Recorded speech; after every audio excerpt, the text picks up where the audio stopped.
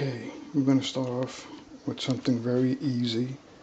This is a little simple lightning detector. It works on 2 AAA batteries. It's safe to touch and stuff like that. You don't have to worry about like you're going to get an electric shock or anything. Turn it on with the little on and off switch that's on the battery pack. See the LED just lit up? And this is how we would simulate lightning. I like to try to use green wire for the antennas. This is the antenna that will pick up lightning. And this is how we simulate lightning with one of these.